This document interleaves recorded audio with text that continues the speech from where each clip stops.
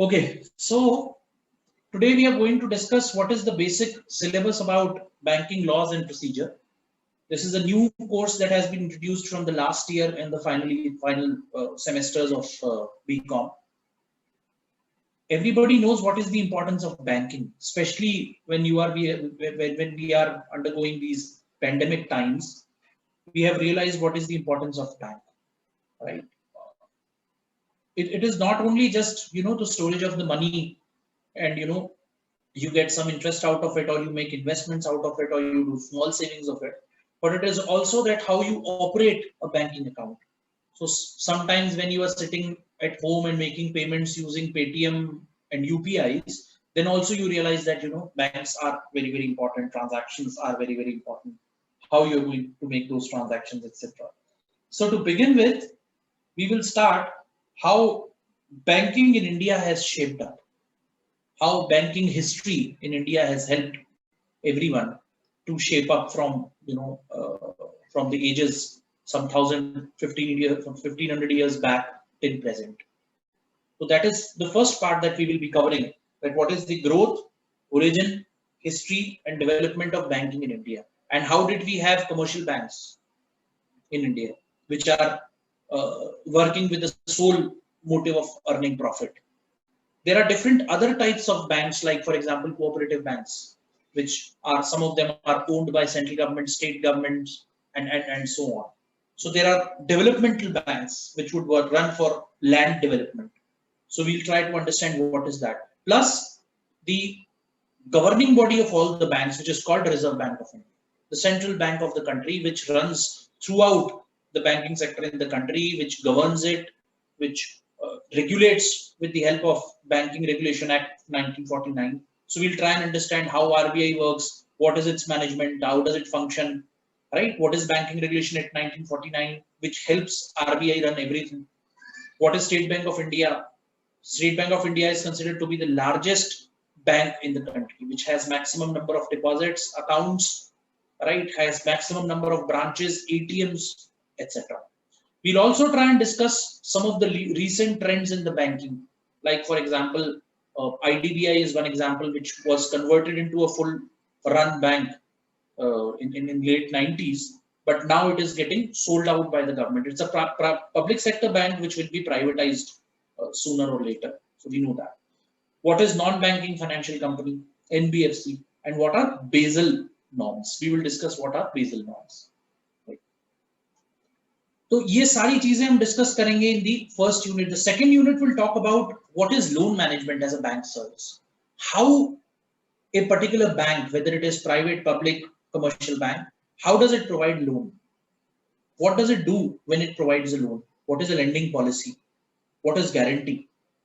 What are advances secured by collateral securities? What are agency services provided by the bank? Right.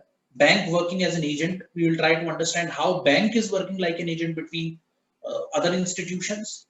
Financing of exports, special banking services, right? Advances to priority sectors and credit guarantee schemes. Now, what is priority sector? Government declares, central government and state governments, they declare what are the priority areas for them. Where do they need investment? Where do they need support from the banking sector? So in those areas, banks will go ahead and advance loans, right? Credits. Legal issues in short-term and long-term finances. What if an organization, an individual is going to take credit from the bank? What are the legal issues he or she faces, and what are the legal issues in the short-term, long-term financing faced by these financial institutions, right? So these are the first two units that we will be discussing in detail. What is money laundering? That is also very important. These days we listen so much about money laundering. Somebody got arrested, somebody's property attached because of money laundering, and so on and so forth. So we will discuss all these things in the first two units. So today we will start the first unit, which is history and development of Indian banking. So that is what is the course is all about. This is how the course is designed. Now I ask you, what are your expectations from the course or from me that I can teach you? Banking laws and procedure. Okay, one by one, you can raise your own expectations. You can also tell me what else do you want to understand from this course.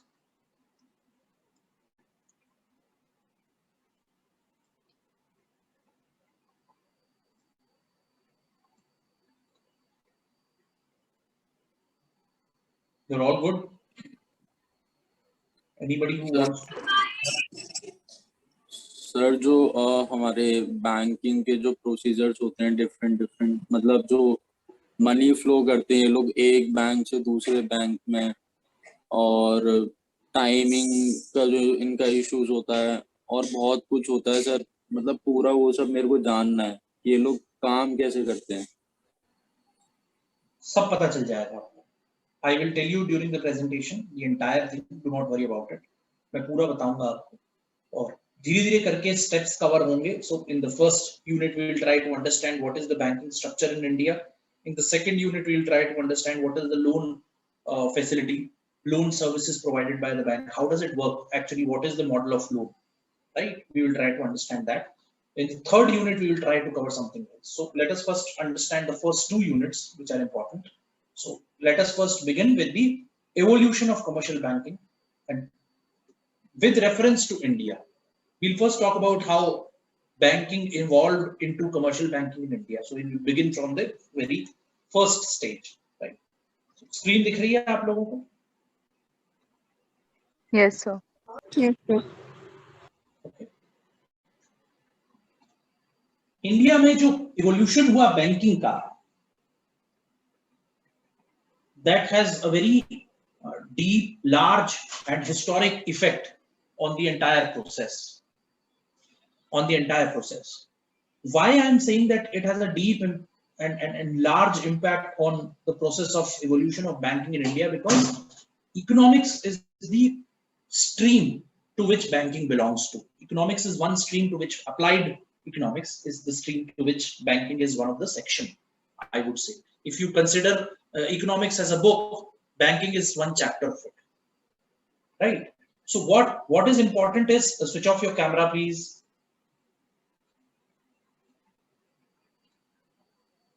Right. So banking system, when I say that it has a deep, large and historic impact on the process of evolution, because it started from the book called Arthashastra. Can somebody tell me if you have heard about the name called Arthashastra? So economics. No, Arthashastra is a very famous book. I know it, the translation of it is in English is economics, but I'm asking about, have you ever heard about a book called Arthashastra? Yes, sir. मशहूर किताब है, किसने लिखी है? Sir Chanakya ने शायद। Chanakya. Yes, किसके time में चाणक्य था? सॉरी सर, कौन से राजा के टाइम में चाणक्य था हिंदुस्तान में? अशोका। No, not Ashoka. चंद्रगुप्त मौर्य। चंद्रगुप्त मौर्य के टाइम में था, and he was the one who basically inspired Chandragupta to rule India and expand his wings like never before. Or India was a strengthened country, strong country, economically widened, reachable in terms of, you know, the kingdom of Chandragupta, and it was one of the most successful kingdoms also. And we also saw a very steep decline after this empire fallen down, and we have seen how people invaded India and started reigning India from outside India. So people came like Mughals, they came from outside, they reigned India for a long time, for about 300-400 years, and then we suffered under the colonial rule. So why I mentioned Arthashastra is that this book dates back to some 9th or 10th century, if I'm not wrong. मेरे को बिल्कुल ठीक से याद नहीं है, but मैं एक अंदाजा बोल रहा हूँ कि 9th और 10th century के आसपास की किताब है, और आज भी बिल्कुल relevant और practical किताब है. If somebody tries to follow the meaning and the content of money, the meaning and content, the way money should be used, what is politics? Politics जो है आज की डेट में बहुत एक crude meaning बन गया है, एक पूरी चेंज्ड फिलोसफी हो गई है पॉलिटिक्स का मतलब हो गया है पावर पॉलिटिक्स का मतलब हो गया है मिसयूज, पॉलिटिक्स का मतलब हो गया अथॉरिटी, बट अर्थशास्त्र के अंदर पॉलिटिक्स को एक्चुअली डिफाइन किया गया कि व्हाट इज राजनीति। हिंदी में शब्द है राजनीति। राजा की नीति is the most misconstrued word in Hindi. People think that whatever the policy of the king is called राजनीति और politics. Wrong. राजा basically perform करता है उस duties को। राजनीति is the policy prepared for the welfare of the people of your state. And the king or raja or the prime minister or the president, whatever that position is, who is leading the state, is supposed to implement that policy. Policy क्या है? Broad general guidelines होती हैं जिस पर आप काम करते हैं, जिसके अंदर रहकर आप काम करते हैं। तो वो गाइडलाइंस राजा के लिए हैं, मानने के लिए, पालने के लिए। किस पर्पस से? The purpose is for the betterment, for the development, for the welfare of the people, not just economic but in all corridors of life. For example medical, for example education, for example etiquettes, ethics, moral values, everything. अर्थशास्त्र किताब जो लिखी गई है उसमें इन सब बातों का ध्यान रखा गया है। तुमने कहा है राजा के निभाने के लिए it is the duty of the king और the state head to implement the policies related to. So banking started shaping up from that age in India. इसलिए मैंने कहा इसका बहुत डीप लार्ज इंपैक्ट है इंडिया में as a process of evolution. India में ये चीज अर्थशास्त्र किताब लिख करके चाणक्य ने या कौटिल्य ने एस्टैब्लिश कर दी थी, और वहां से ये रोल शुरू होता है। और इतना पुराना रेफरेंस दुनिया में भी कहीं पर बैंकिंग, मनी, पॉलिटिक्स, राजनीति से रिलेटेड कहीं पर नहीं लिखा हुआ। तो ये this is the oldest evidence, beautiful evidence, और nobody in this world can challenge this. However, we see a sheer misuse of policies, procedures for the personal benefit of people. That we have seen, but that is not what politics is. Politics is something defined in Arthashastra. Politics is the responsibility, it's a liability of the king or the head of the state. It is not the right of the head of the state. अधिकार नहीं है राज चलाना किसी का, जिम्मेदारी है, accountability है किसी की, जवाबदारी है कि मैं राजा हूं तो मैंने क्या किया। किसी भी पॉलिसी को बनाकर थोपना is not right. Evaluate it whether this policy will be successful or not is what politics. And politics is always directly correlated to economics, banking. आपकी सारी इकोनॉमिक पॉलिसी तब काम करेगी ठीक से जब आपका पॉलिटिकल मोटिव ठीक हो। If your political motive is correct, you are in the right direction of managing the states. That's why I mentioned it. So let us start with the banking industry. India has traversed a long path to assume its present stature in the banking system. Hurdles and impediments, stresses and strains had come its way, but it has demonstrated its resilience and acted as a catalyst for economic development. So we have seen from that 9th or 10th century till present, the banking structure might have started shaping up from X level to Z level, but we have seen X plus 1, X plus 2, 3, 4, and so on, Y plus 1, and so on, and then Z. So we have seen that the banking system in India has seen lot of pressures, lot of stress, lot of problems, challenges, and hurdles, but still the kind of resilience that Indian system has shown, Indian cultural system has shown, that the banking system evolved over the years from small money lending organizations with very limited resources, very small area of operation, to a large commercial bank like State Bank of India and such other banks regulated by Reserve Bank of India. So we have even a bit better and bigger bank in terms of Reserve Bank of India, which has its presence for regulation and governance of the banking activities. So how we have transited from an unorganized system of lending, which was being done on basis of collaterals only. There were jamindars, there were sahukars who were just taking your property papers and giving you loan and was taking interest only for years. That kind of system also India has witnessed. and we had people who have undergone the pain of taking loan from sahukars and mahajans, and from that level to the private bank, to the nationalization of private banks as State Bank of India and other 15-20 entities. And then we have also seen the phases of liberalization, globalization, and privatization in the financial world, leading us to banks like IDFC First Bank, which is one of the most recently created banks in the country, Bandhan Bank, HDFC Bank, ICICI Bank, where we have seen government-owned entities like ICICI and HDFC were converted into a private sector bank. That is the beauty of the banking history in the country. So a lot of efforts are made to reach banking facilities to one and all with improved technology. Government nationalized the banks in 1968, thinking what? That banking should reach out to the poorest of the country, because if you will run a commercial bank with private motive, you will never open a branch in a remote village, in a village near Arunachal Pradesh or near Rampur in Uttarakhand, which is close to China border. Why? Because you would not have many accounts open. But government nationalized the banks and asked the banks to open branches in that area as well. Why? कि कम से कम 20, 25, 30 सालों में जाकर के वहां पर account खुलेंगे, लोग सेविंग की आदत डालेंगे, और सेविंग की आदत डालना is the motive of the public sector banks. Nationalized banks का पर्पस ये होता है कि सेविंग की आदत डेवलप की जाए. अब इसके अंदर एक बात और आई कि केवल कमर्शियल पब्लिक सेक्टर बैंक से ही ये काम चल जाए was not possible. So India transited from another journey of private commercial banks, public commercial banks to cooperative banks. Cooperative banks कि अच्छा आपको हम पर भरोसा नहीं है, हम बाहर से आकर के एक बैंक आपकी गांव में खोल रहे हैं ब्रांच, आप आपस में मिलकर एक कोऑपरेटिव सोसाइटी बनाइए, उसे एज अ बैंक रजिस्टर करिए, have your own employees, have your own shareholders, and start saving money over there. We will just regulate.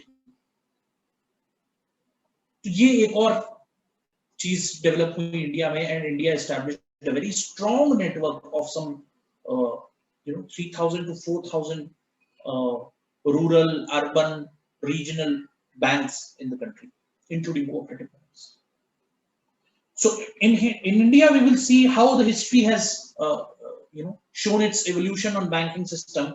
Pre-independence era of 1947, pre-independence, post-independence era till financial reforms 1947 to 1991, and then after financial reforms, which is after 1991, the liberalization, privatization, and globalization that came into force in India in 1991, where government started opening up different sectors for private players, for private investment.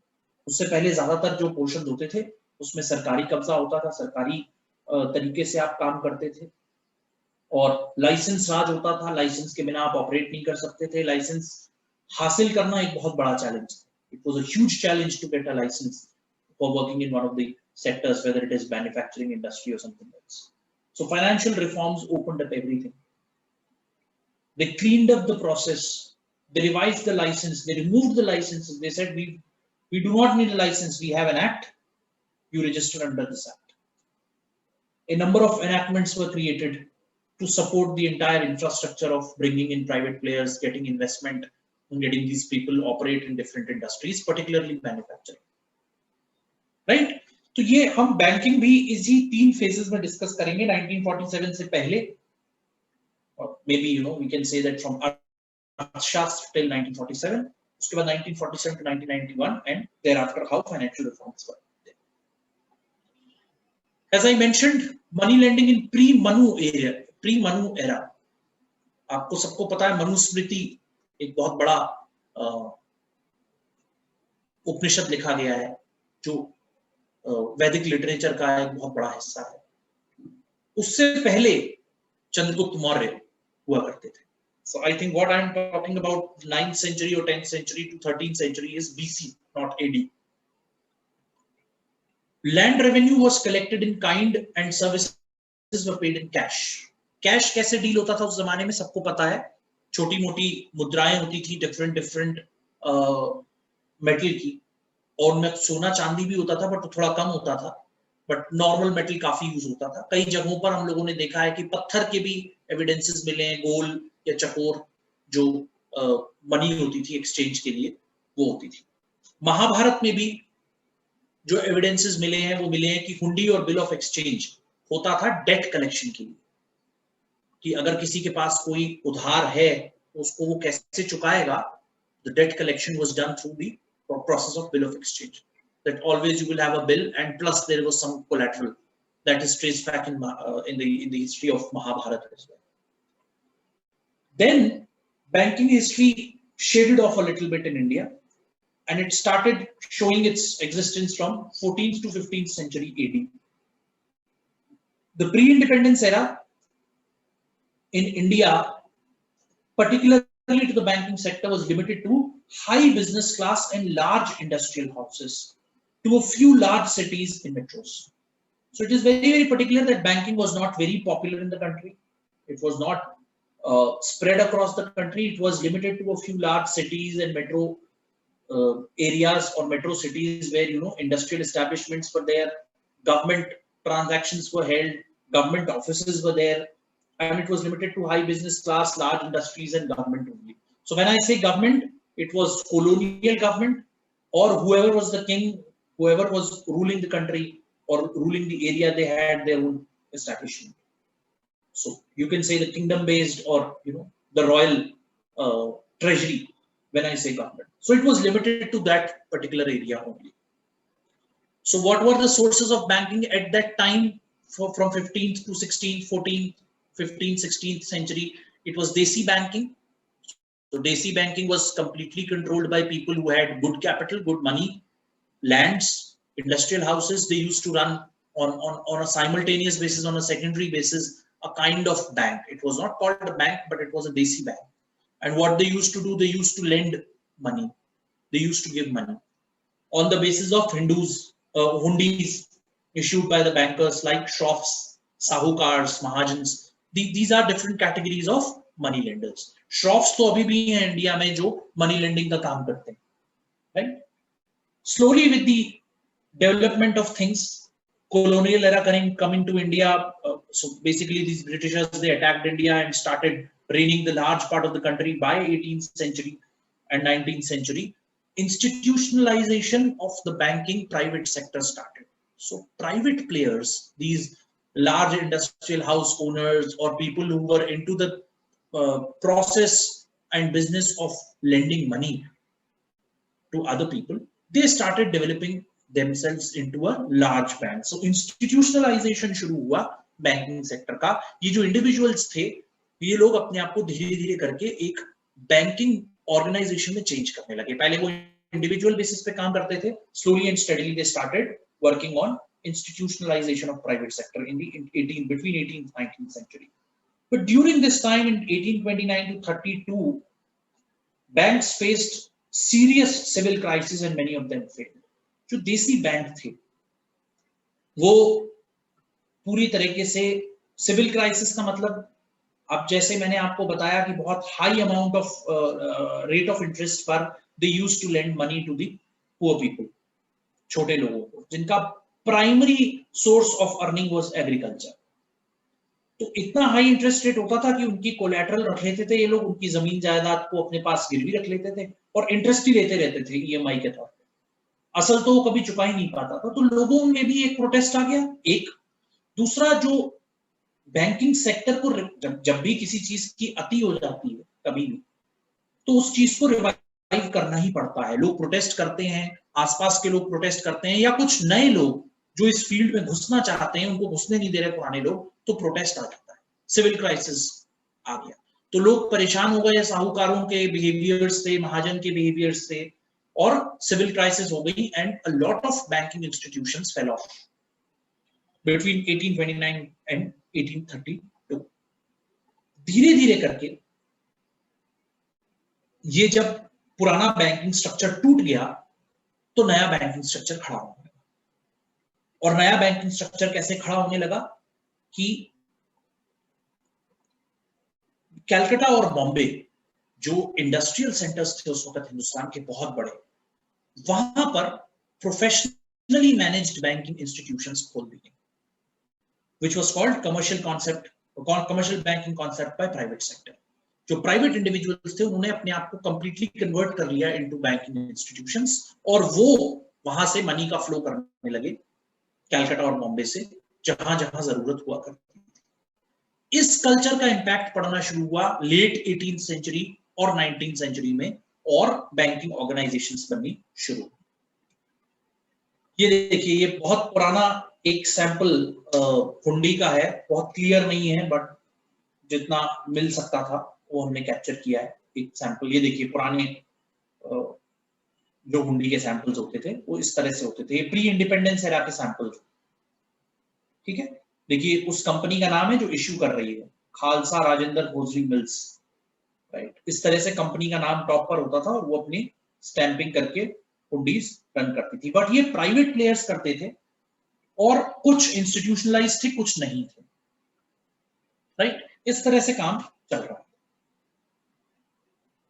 धीरे धीरे करके 19th century जब आया तो rise of joint stock banks in India, rise of joint stock banks, छोटे छोटे banks जिन्होंने आपस में एक दूसरे की कैपिटल को क्लब कर लिया और कहा चलिए मिलकर के एक इंस्टीट्यूशन बनाते हैं, बैंकिंग इंस्टीट्यूशन, और काम करते हैं। और क्या काम करेंगे? Trading of money and lending of money. एक बैंक का काम दूसरा बैंक हेल्प करने लगा एक दूसरे की, जिसको एजेंसी हाउस बोलते हैं। एजेंसी क्या होती है? एजेंसी ये होती है कि भाई सामान कोई और बना रहा है, बेच मैं रहा हूं, so I am an agent for some manufacturer. Similarly, banks also started working as agency houses for each other.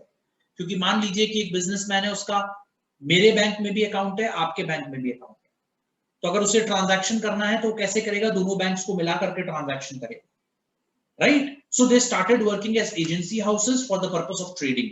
व्यापार जो भी होता था उस टाइम पर, माल बेचना और खरीदना, और उसके अंदर जो भी उधार लिया जाता था, क्रेडिट वगैरह लिया जाता था, 10 days 15 days for the purpose of helping. Similar environment, but that was a very crude environment of banking. Small agency houses and banking organizations, right? So what are the prominent organizations? What were the prominent organizations that got established at that particular time? So the first one was Messrs. Alexander and Company, and the second one was Ferguson and Company. Ferguson and Company abhi bhi existence mein hai. That old this company is in India. So Alexander and Company and Messrs. Ferguson and Company, these two companies were established for financial transactions, to support trade and bank, right? Then the first bank under the European direction was established in 1770. Its name was Bank of Hindustan. पहला bank जो हिंदुस्तान में सरकारी अनुमति से बना, royal treasury की help से, हर majesty financial services जो यूके में है उसकी हेल्प से बना, that was bank of Hindustan in 1770. The first joint stock bank was General Bank of India 1786 में, which is early 18th century. ये दो तरीके के बैंक्स आपको दिखाई दिए जो बन गए during 18th century. Pre-independence era में जो joint stock banks थे, if you see how things started up, तो उसमें जो इंडिया के अंदर आफ्टर इंडिपेंडेंस एक एक्ट बनाया गया, joint stock companies act 1950. Later on it was called, amended as Companies Act 1956, which was further amended in 2013. Companies Act Amendment 2013.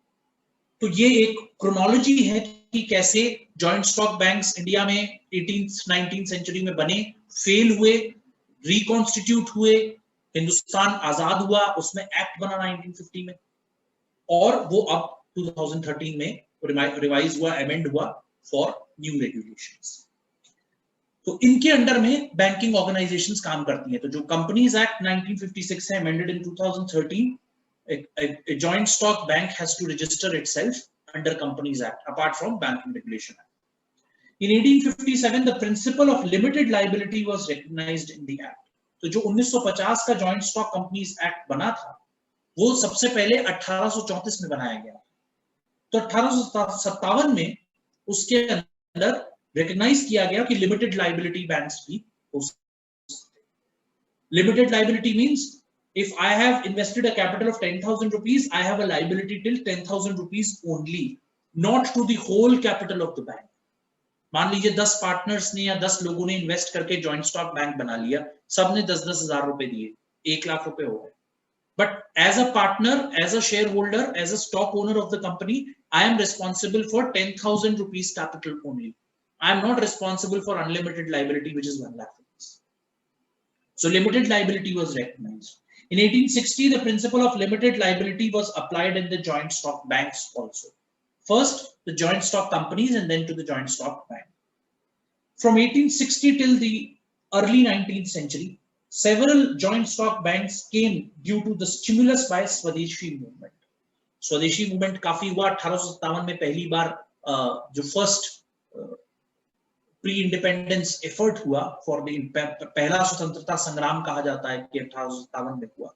उसके बाद a lot of people aware in India, including very small people and people who were mahajans, sahukars at small and bigger level, they realized that we should have a Swadeshi movement. So during Swadeshi movement till 1905, we got a number of local banks in the country which were associated with the region, like Audh commercial bank in 1881. UP के अंदर जो अवध का हिस्सा आता है उसके अंदर establish हुआ. Punjab national bank, we know it is a very popular public sector bank as of now. ये 1895 में बन गया है. So it has a history of about how many years? 200 years? Not 200 years, but 120, 130 years of history. People's Bank was established in 1901. Bank of India, we know it's a popular name. अब ये शायद merge हो गया किसी दूसरे bank के साथ. It got established in 1906. Bank of Baroda in 1908 and Central Bank of India 1911. Central Bank of India बहुत popular है, but it is also getting merged with another. It has already merged with some other public sector bank. ये सारे banks बन गए between 18th 19th century, early 19th century I would say. तो banking growth in pre independence era, कहां पर banking areas में turmoil आ गया, problems आ गई, हर्डल्स, इंपेडिमेंट्स, बैंक बंद हो गए, सिस्टम्स खराब हो गए. तो ये कैसे हुआ? Bank of Hindustan which got established in 1770 वो 1832 में फेल हो गया. वी ऑल नो, मैंने आपको बताया था 1829 टू 32 सिविल क्राइसिस हो गए, बैंक्स में प्रॉब्लम्स हो गई और उन प्रॉब्लम्स की वजह से ये बैंक बंद हो गए. Reason, combining trading and banking business. देखिए, banking is a very core kind of an activity, giving loans and taking deposits. That's the banking core element. You cannot change banking into a trading organization. एक bank जो है banking करने के साथ साथ माल खरीदना और बेचना भी शुरू कर देगा तो दो चीजें मिल जाएंगी. Bank of Hindustan failed because of this reason. Right? That is first. Sholapur Bank Limited liquidate हो गया 1918 में. Again, it had a fatal combination of trading and banking business. Banking करिए, trading मत करिए. That is what the learning of 18th and 19th century is. Just a minute.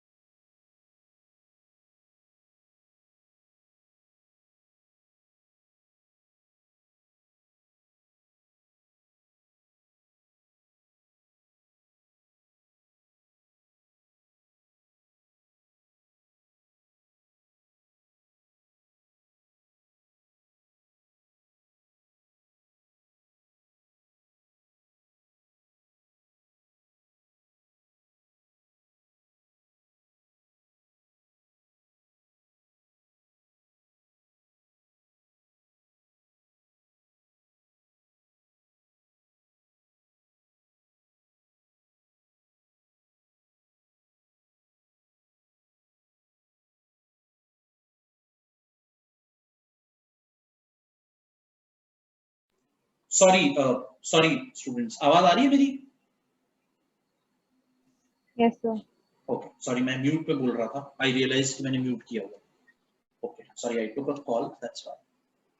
So similarly 1829 to 32 के बीच में what were the reasons behind the failure of various banks established under joint stock scheme or cooperative scheme or whatever individualistic nature of banks were there, they failed between 29 and 32. The reason was reckless speculative investment activities. So because you were a bank, you were getting a lot of deposits, you thought, let me invest this into this business, that business, my own business. So reckless speculative investment activities were done, and that money was lost, that money got drowned in the investment activity. Preference of placing profits over safety. Now more important thing is that you wanted to make more money out of these investments. Investment क्यों करता है आदमी? की ज्यादा profit हो जाए, ज्यादा gains returns आ जाए, इंटरेस्ट आ जाए। उस स्पेक्युलेटिव पर्पस से आपने जगह जगह पे पैसे लगा दिए। आपका पर्पस ये नहीं था कि फंड सिक्योर और सेफ हो, ऐसी जगह पैसे लगाऊं जहां से मेरे को रिटर्न्स मिलने, इसकी कोई गारंटी हो। Without doing analysis, without doing research, you started putting money into different areas and you ultimately lost those deposits. Attitude of agency houses running these banks. मैंने आपको बताया था पिछली स्लाइड में, you saw that agency houses. I'll just show you. Agency houses, trading and banking. So banks were basically doing a mixture of activities of trading goods and services plus banking, deposits and loans.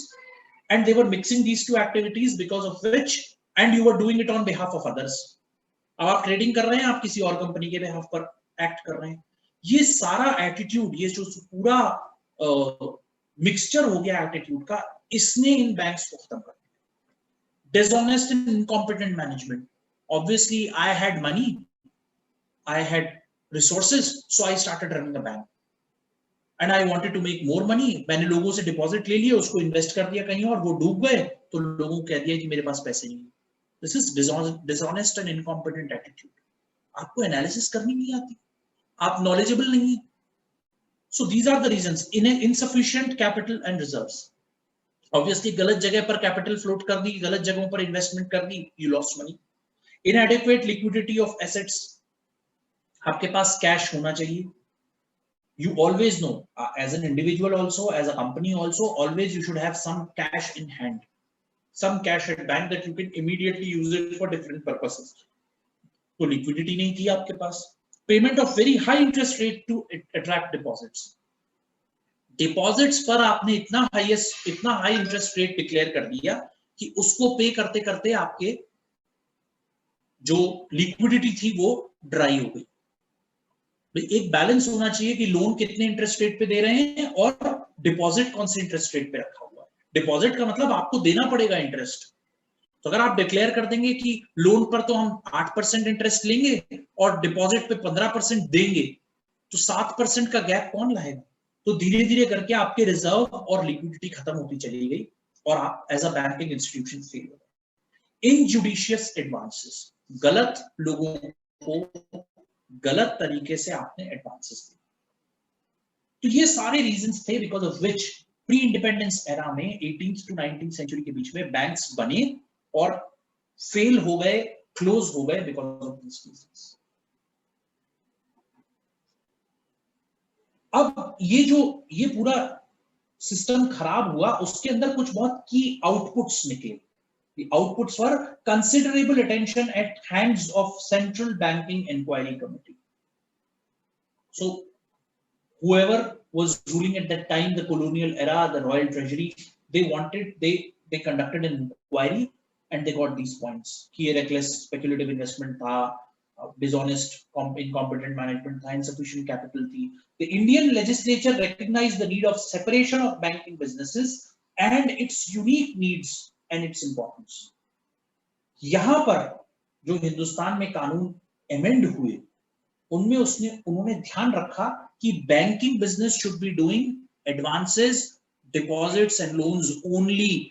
They would not be doing agency house functioning, mixing it with trading business, right? That is one. दूसरा, financial needs are unique in nature.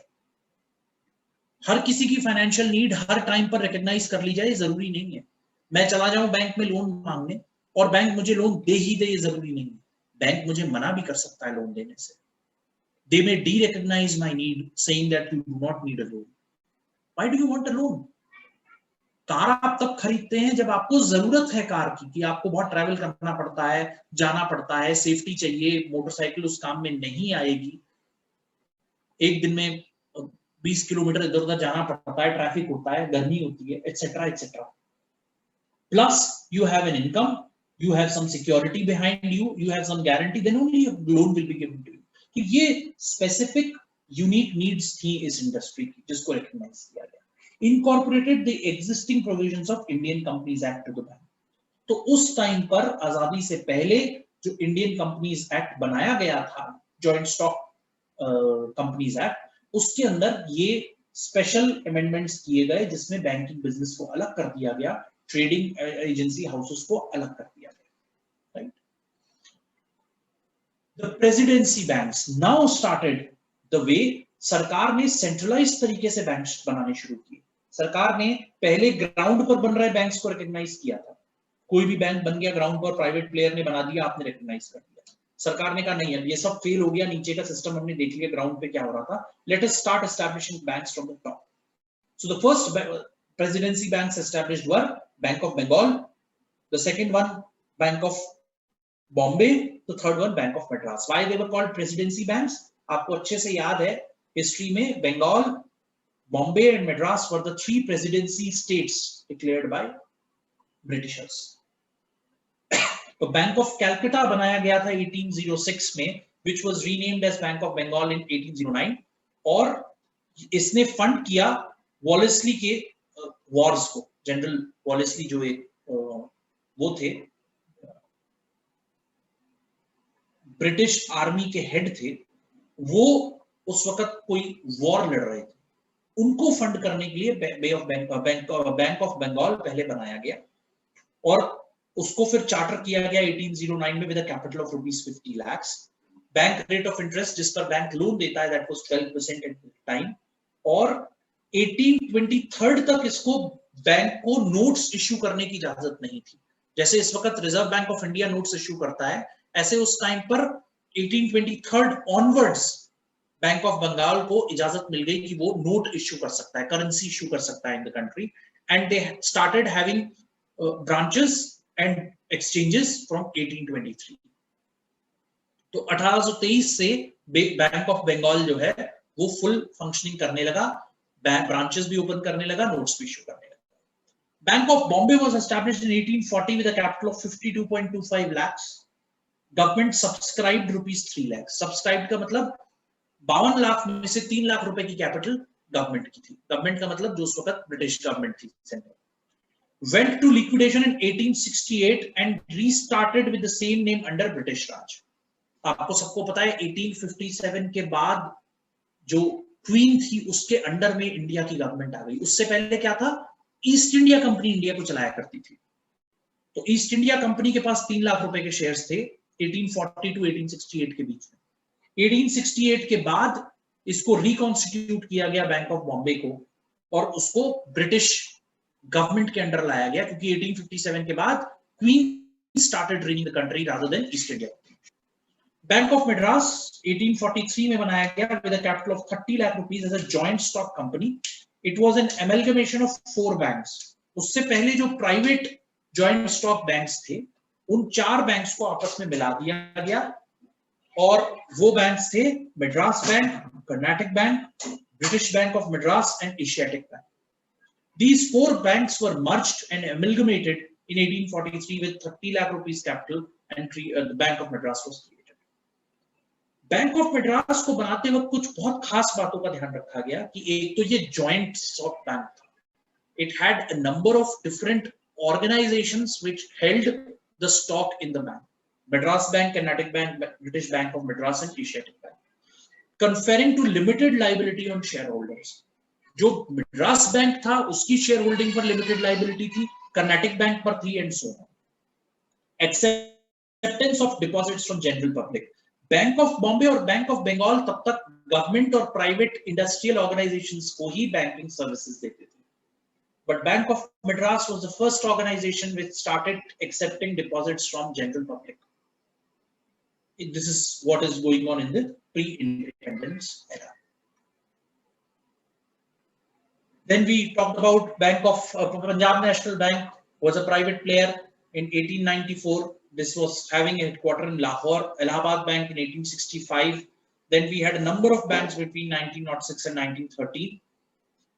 1913 to 1917, an economic depression in 1928. So 1913 to 1928 economic depression आया. कोई मुझे बता सकता है, history किसी को याद हो, कि what happened between 1913 and 1928 that led to severe crisis to banks? Economic depression आ गया था 1913 से 1928 के बीच में, क्यों? कोई बता सकता है? सर पहले तो वर्ल्ड वॉर 1 था. Absolutely, you gave the answer. Between 1914 and 1920, World War I हुई थी. Is that right? Yes sir. World War, क्योंकि हम लोगों ने वो पीरियड कभी देखा नहीं, एक्सपीरियंस नहीं किया, बट मैं वैसे एक बात बता रहा हूँ आपको कि दो स्टेट्स के बीच में वॉर होती है तो ही भुखमरी हो जाती है, गरीबी हो जाती है. क्यों? क्योंकि सरकार का सारा फोकस वॉर जीतने पे होता है.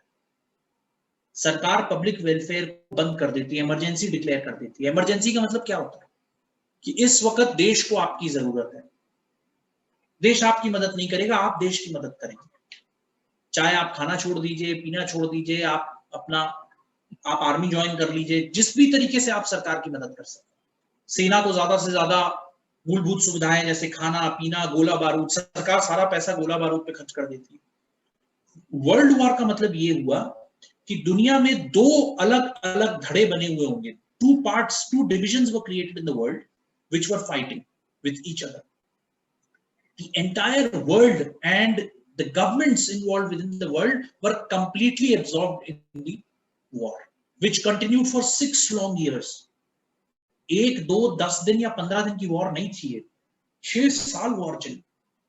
आप सोचिए उसका इंपैक्ट इतना सीवियर था कि मैं आउट ऑफ कॉन्टेक्स्ट में बता रहा हूं, बट इट इज इंपॉर्टेंट. 1931 में दयालबाग एस्टैब्लिश हो चुका था. 1915 में वर्ल्ड वॉर शुरू हुई, उस दौरान दयालबाग एस्टैब्लिश हुआ. और दयालबाग बहुत बड़े स्वदेशी प्रोग्राम के तहत एस्टैब्लिश हुआ और अंग्रेजों ने पूरी मदद करी दयालबाग के एस्टैब्लिशमेंट में. क्योंकि दयालबाग शायद उस वक्त कुछ अकेली ऐसी संस्थाओं में से थी जिसने कहा कि अगर आप हमको स्कूल चलाने की इजाजत देंगे तो हम अपने पैसों से अपना स्कूल बनाएंगे और अपने टीचर देंगे और स्टूडेंट्स पढ़ ले हमारे. ऐसी कोई संस्था ही नहीं थी हिंदुस्तान के अंदर जो अंग्रेजों से कह रही थी कि जी हम अपना स्कूल चलाएंगे, आप हमको बस इजाजत दे दीजिए स्कूल चलाने की. क्योंकि उस वक्त हिंदुस्तान में क्या था, बहुत बड़ा कोई फ्रीडम मूवमेंट चल नहीं रहा था, छोटे छोटे पार्ट्स में चल रहा था. जिस या तो सरकारी स्कूल थे या स्कूल थे प्राइवेट प्लेयर्स के, थोड़े बहुत स्कूल थे जिसमें अमीर लोगों के बच्चे पढ़ते थे. सरकारी स्कूल में कई लोग अपने बच्चों को पढ़ाते नहीं थे कि अंग्रेजों के स्कूल है हम नहीं पढ़ाएंगे. तो दयालबाग ने अपना स्कूल स्टार्ट किया. तो 1931 में एक टेक्निकल कॉलेज बन चुका था दयालबाग में, हाई स्कूल तक का स्कूल बन चुका था, विमेन्स ट्रेनिंग कॉलेज बन चुका था, वो भी 10th तक था, और बीए शायद शुरू होने की तैयारी थी. उस रेफरेंस में एक जगह पर जिन्होंने दयालबाग एस्टैब्लिश किया, मोस्ट रेवेर्ड सर आनंद स्वरूप साहब उनका नाम था. और सर जो है उनको इंग्लैंड की महारानी ने बिस्टो किया. सर की जो उपाधि है वो हर किसी को नहीं मिलती दुनिया में. He was one of them. In 1936 he was bestowed upon, उसको क्या बोलते थे मैं भूल गया, उसका फुल एक वो होता था, एक ऑर्डर होता था, रॉयल ऑर्डर. बहुत लोग बहुत मक्खन लगाते थे अंग्रेज सरकार को तो नहीं मिलता, बट इनको मिला. मोतीलाल नेहरू इतना बड़ा, उनकी सारी प्रॉपर्टीज पर अंग्रेज लोग काम करते थे, उनको रेंट देते थे, उनको भी नहीं मिला कभी. हालांकि वो बहुत बड़े क्रिटिक थे अंग्रेज सरकार के, बहुत बड़े तगड़े क्रिटिक थे, तो इसलिए उनको नहीं दिया गया. लेकिन इनको दिया गया, मोस्ट रेवेर्ड आनंद स्वरूप साहब, who established Dayalbagh in 1950. He mentioned in 1931 in one of his statements कि गरीबी और भुखमरी चल रही है पूरी दुनिया में, केवल इंडिया में नहीं पूरी दुनिया में इस वक्त ऐसी जगहों पे पैसा खर्च करना चाहिए, इस वक्त ऐसी जगहों पे पैसा जिससे लोगों का वेलफेयर हो। स्मारक, मस्जिद, मंदिर जैसी चीजों पे पैसा खर्च नहीं करना चाहिए। कम से कम उस समय की रिस्पेक्ट करो और उस पैसे की रिस्पेक्ट करो जो लोगों के लिए है, लोगों पे खर्च करो। क्योंकि आप सोचिए 1920 में खत्म हुई वॉर का इफेक्ट 1931 में था, and we had to suffer another period between 1938 and 1945। एक और वॉर शुरू हो गई थी 1938 टू 1945।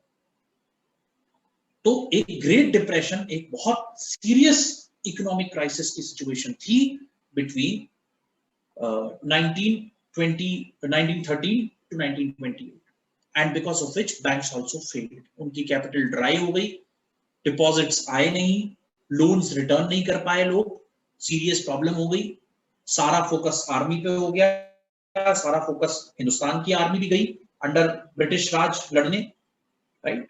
तो ये सारी चीजें 27th January 1921 was the day when Imperial Bank of India Act 1920 came into force. Imperial Bank of India 1920 बनाया गया, अंग्रेज सरकार ने पूरा पैसा लगाया इसके अंदर, अंग्रेजों अंडर द क्वींस ऑर्डर, और Imperial Bank of India बनाया गया, which is now called State Bank of India। और ये एक्ट पहले बनाया 1920 का Imperial Bank of India Act, और उसके अंडर में Imperial Bank of India बनाया गया, राइट। और इसका रोल था commercial bank.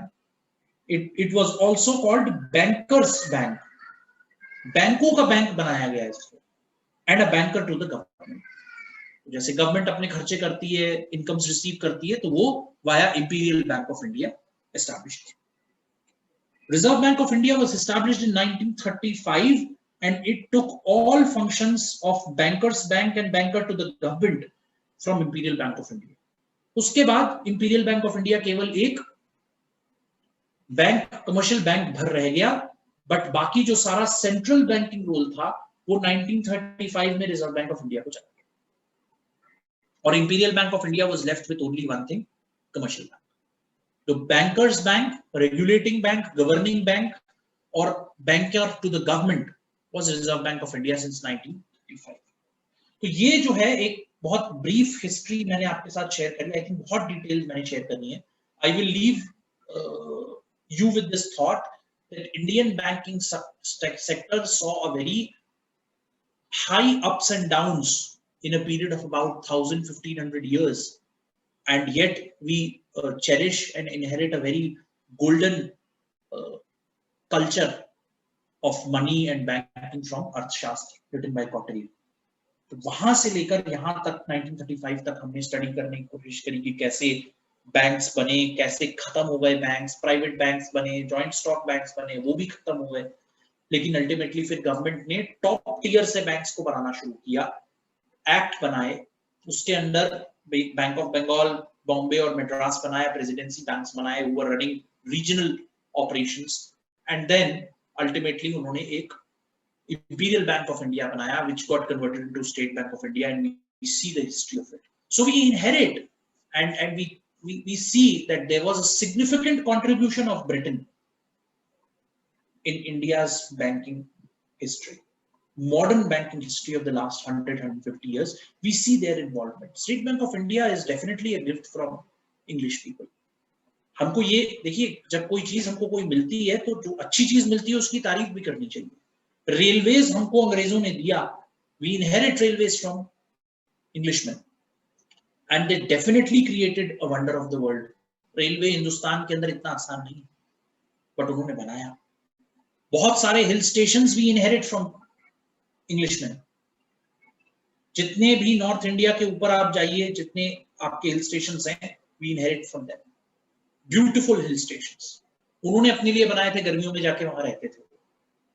We inherit from them। हम नहीं बना पाते, वो रोड भी नहीं बना पाते हम, but they handed over everything to us। Imperial Bank, चाहे उसको स्टेट बैंक कहिए, चाहे reserve Bank of India, they developed a very beautiful model। कई लोग कहते हैं कि अंग्रेजों का दिया अच्छी चीज भी दी के गए अंग्रेजों, हर चीज बुरी नहीं कर, डिविजन कर दिया उन्होंने, that was one very bad thing they did। जो वेस्टर्न थॉट प्रोसेस है कि हिंदुस्तान या ईस्टर्न कंट्री कभी स्ट्रांग ना हो, इस थॉट प्रोसेस से उन्होंने डिवीजन कर दिया। अगर इंडिया पाकिस्तान का डिवीजन नहीं होता तो चाइना से कहीं स्ट्रॉन्ग पावर अकेला हिंदुस्तान होता, इंडिया नाम नहीं होता, फिर इसका हिंदुस्तान नाम ही होता। But the problem was they separated the two countries. They did this particular thing only with the purpose to demean India, to make India less powerful in the global world. But still you see that India is a global power. India is a global place to remit a lot of things from here. यहाँ से बहुत चीजें जाती हैं. The most important thing is culturally we are the most strengthened country across the globe. Even Pakistan, I would say, Pakistan क्या है, 50, 60, 100, 70 साल पहले तो टूट के अलग हुआ है. Otherwise culturally India Pakistan is one. We were never different. In fact, Afghanistan, Pakistan, India were one. इतना बड़ा था इंडिया, हिंदुस्तान इतना बड़ा था. कंधार भारत से बाहर थोड़ी था. अगर आप महाभारत पढ़े हैं, देखिए आपने, तो जो शकुनी का रोल है वो कंधार का राजा था, हिंदुस्तान का हिस्सा था Kandahar. So Afghanistan, Pakistan, and India were one entity, and it was only the purpose to break these countries to make them less powerful. अलग अलग रहेंगे, झगड़ा करेंगे, और उन्होंने रिलीजन के नाम पर ब्रेक किया. रिलीजन सबसे स्ट्रॉन्ग सेंटिमेंट हिंदुस्तान में है आज भी. ये हमारी स्ट्रेंथ है. अनफॉर्चुनेटली हम लोग भूल गए, और इसने हमारी इकोनॉमी को, हमारे पॉलिटिकल स्ट्रक्चर को भी धक्का पहुंचाया. दूसरे लोग आकर राज करके चले गए because of this reason. Right. So I will leave you with this thought today, और let us do one thing. इसको आप लोग प्लीज रिव्यू कर लीजिए. प्रेजेंटेशन मैं आज उसमें डाल दूंगा.